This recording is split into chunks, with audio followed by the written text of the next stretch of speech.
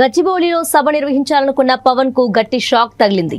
పోలీసులు అనుమతి నిరాకరించడంతో హైకోర్టులో రిట్ పిటిషన్ వేశారు పార్టీ ప్రధాన కార్యదర్శి రామ్ తాల్లూరి. పిటిషన్ పై రిట్ ఆఫ్ మాండమస్ జారీ చేయాలని కోరుతూ పిటిషన్ దాఖలు చేశారు. పిటిషన్ కాసేపట్లో హైకోర్టులో విచారణకు వచ్చే అవకాశం ఉంది. కోర్టులో వాదనలకు ముందే తన ప్రెస్ మీట్ పై పవన్ ట్వీట్ చేయటం అందరినీ ఆశ్చర్యానికి గురిచేసింది. జూబ్లీహిల్స్ లోని తన నివాసంలో సాయంత్రం ప్రెస్ మీట్ పెడతానన్నారు పవన్.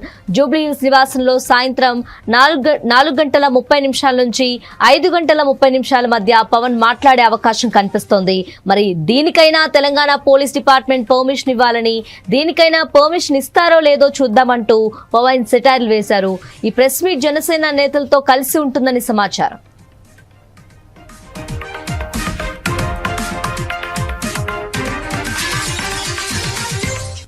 మరోపక్క తెలంగాణ ప్రజలకు ఏపీ డిప్యూటీ సీఎం జనసేన అధ్యక్షుడు పవన్ కళ్యాణ్ రాష్ట్ర ఆవిర్భావ దినోత్సవ శుభాకాంక్షలు తెలిపారు. జనసేన ఊపిరులూదుకున్నది తెలంగాణ గడ్డపైనని పేర్కొన్నారు. ఈ నేల నుంచే వారసత్వంగా పోరాట పటమును పుణికిపుచ్చుకుందని చెప్పారు. తెలంగాణ సమున్నతంగా అభివృద్ధి చెందాలని ఆకాంక్షిస్తున్నట్లు తెలిపారు. అణగారిన వర్గాల సంక్షేమం, యువత ఆకాంక్షలు, వ్యక్తి స్వేచ్ఛకు విఘాతం కలిగితే గలం వినిపించే తెగువ తెలంగాణలో ఉంది. ఆ లక్షణం జనసేన శ్రేణుల్లోనూ నిండుగా ఉందని పవన్ పేర్కొన్నారు.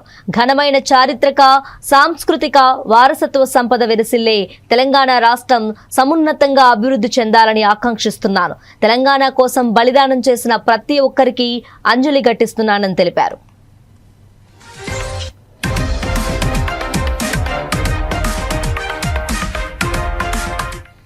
రాయదుర్గంలోని సంధ్యా కన్వెన్షన్ వేదికగా ఇవాళ ఏపీ డిప్యూటీ సీఎం జనసేన అధినేత పవన్ కళ్యాణ్ తలపెట్టిన తెలంగాణ నవనిర్మాణ సంకల్ప సభ జనసేన సాధక్ సమ్మేళనం సభకు పోలీసులు అనుమతి నిరాకరించారు.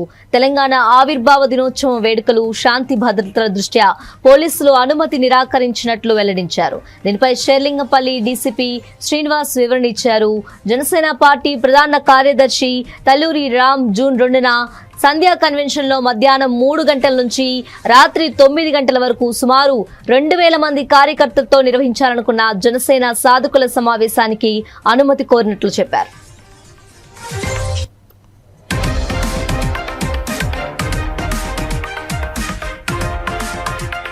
సమావేశం అనుమతి విషయంపై దర్యాప్తు చేసినట్లు చెప్పారు. ఏపీలో ప్రొఫెసర్ కె నాగేశ్వరరావు వ్యాఖ్యలపై నమోదైన కేసులు, వాటి కారణంగా తెలంగాణలో ఏర్పడిన ఉద్రిక్త పరిస్థితులు, అలాగే కొందరు ఏపీ రాజకీయ నాయకులు చేసిన వ్యాఖ్యల వల్ల తెలంగాణ ప్రజల మనోభావాలు దెబ్బతిన్నాయని దర్యాప్తులో తేలింది. దీంతో రాష్ట్ర వ్యాప్తంగా నిరసనలు, వ్యతిరేక ఆందోళనలు కలిగే అవకాశం ఉంది. తెలంగాణ రాష్ట్ర ఆవిర్భావ దినోత్సవ వేడుకల సమయంలో